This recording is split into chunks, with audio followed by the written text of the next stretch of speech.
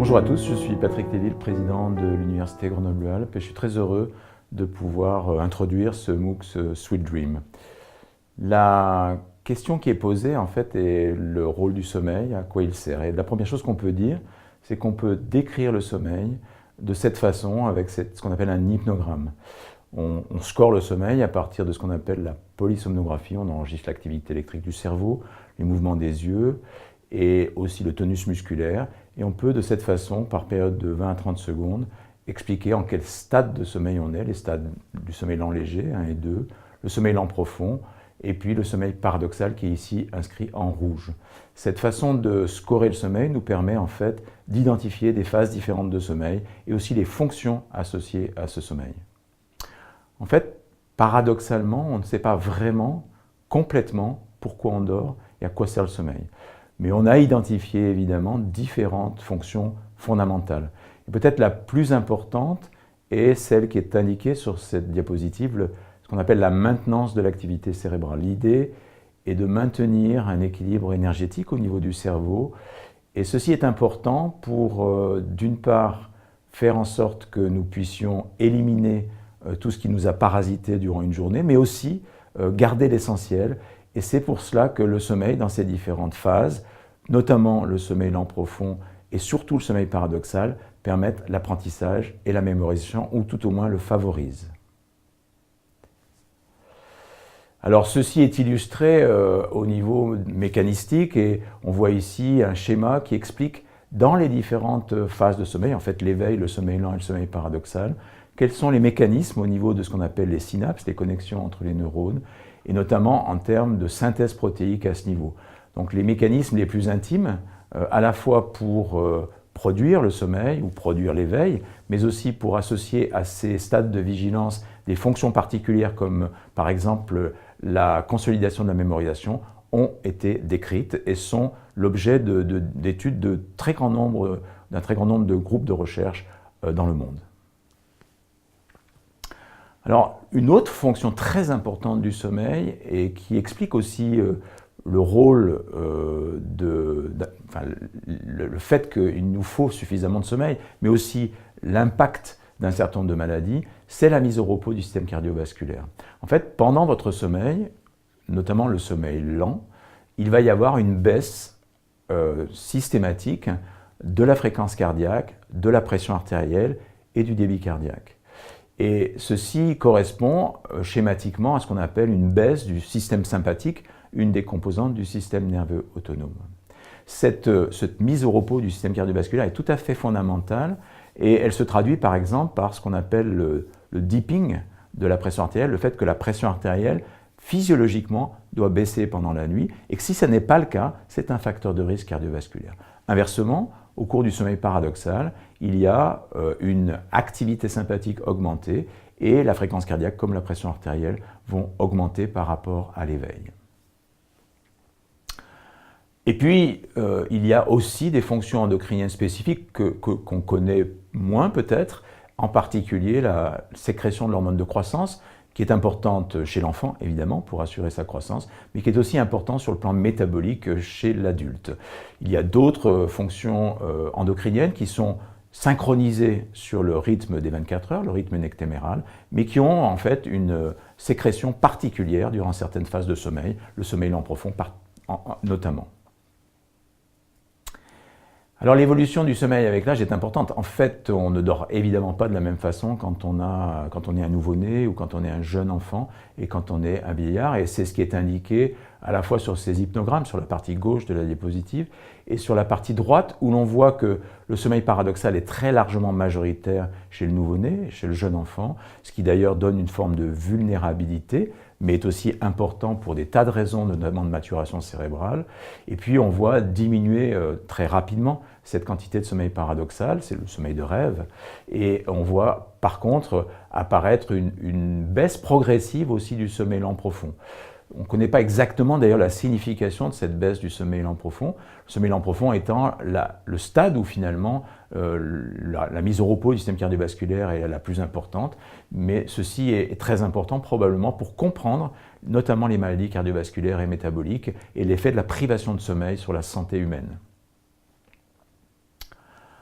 Alors,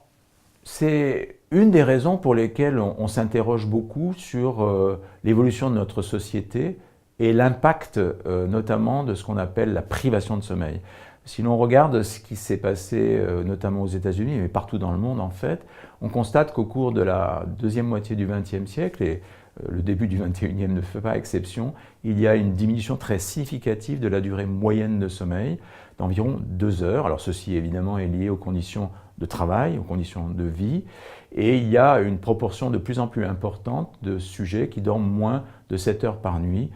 environ 25 à 30%. Alors on pourrait se dire, mais est-ce que c'est important? En fait, il y a une durée de sommeil qui est individuelle, optimale, qui est donc difficile à prescrire comme objectif de santé publique, mais néanmoins le fait que les gens en moyenne dorment de moins en moins est assez préoccupant. Et c'est aussi le cas en France, et je réfère ici à une étude que nous avions faite il y a plusieurs années, mais plusieurs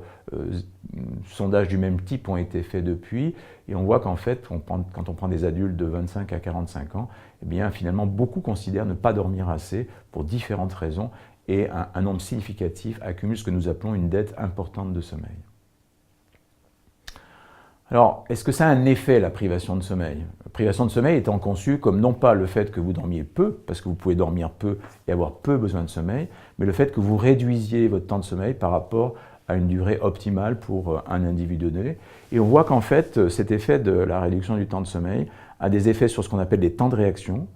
a des effets aussi sur ce qu'on appelle l'attention simple ou l'attention divisée au complexe. Et c'est une des raisons pour lesquelles, par exemple, la réduction du temps de sommeil, la privation de sommeil, est un facteur assez important d'erreurs, et notamment d'erreurs lors d'activités complexes comme la conduite automobile ou des activités qui nécessitent un haut niveau de vigilance sur le plan professionnel.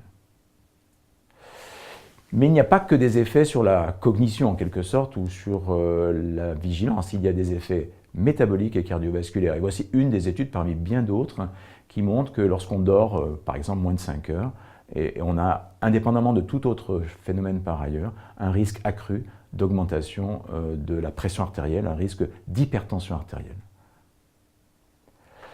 C'est quelque chose qui est montré sur des aspects autres que la pression artérielle. Et par exemple, voici une étude, il y en a d'autres,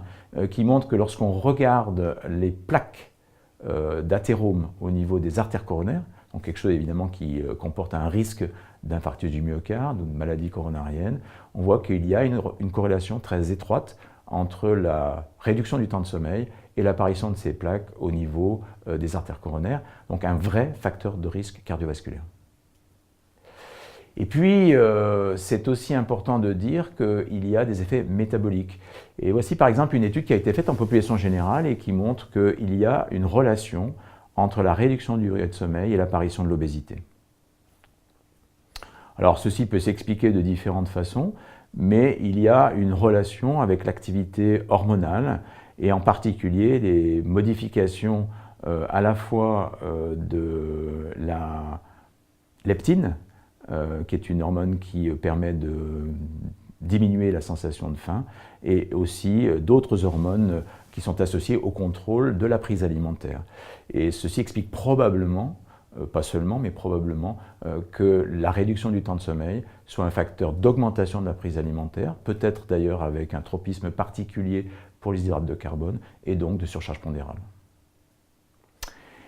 Et d'une certaine façon, c'est une illustration de cela, où on voit ici, en fonction de la durée de sommeil, la modification métabolique sous la forme de ce qu'on appelle le syndrome métabolique, qui associe différents facteurs, notamment la résistance à l'insuline et d'autres. Et on voit ici qu'il y a une sorte de forme de courbe en U, avec à gauche, en rouge, en bleu, eh bien, des effets de la privation de sommeil, et probablement à droite, quelque chose qui est différent et qui correspond à certaines maladies productrices de somnolence excessive et qui, là, sont associées à un autre risque cardiovasculaire et métabolique.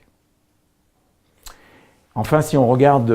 des éléments qui concernent plutôt l'insomnie, alors l'insomnie n'est pas nécessairement associée à une réduction du temps de sommeil, mais on voit que lorsqu'on a à la fois une insomnie et une réduction du temps de sommeil, on a une augmentation du risque cardiovasculaire et métabolique. Et d'une certaine façon, ceci est montré sur des études de grandes cohortes sur l'insomnie, On voit qu'évidemment l'insomnie est associée à des risques, on va dire, psychiatriques, est associée notamment au risque d'anxiété et de dépression, mais aussi significativement à des risques cardiovasculaires et métaboliques, en tout cas lorsque le temps de sommeil est vraiment réduit. Voici quelques éléments donc pour comprendre l'importance du sommeil, qui est bien illustrée dans ce MOOC. Cette importance est à la fois évidemment d'un certain nombre de pathologies au cours du sommeil, mais aussi, et c'est très important, du fait que la quantité de sommeil, la qualité du sommeil sont fondamentaux pour l'état de la santé et qu'un objectif de santé publique pourrait être de maintenir son sommeil et de faire en sorte que nous fassions attention non seulement à notre qualité de vie en général, mais aussi à la qualité de notre sommeil.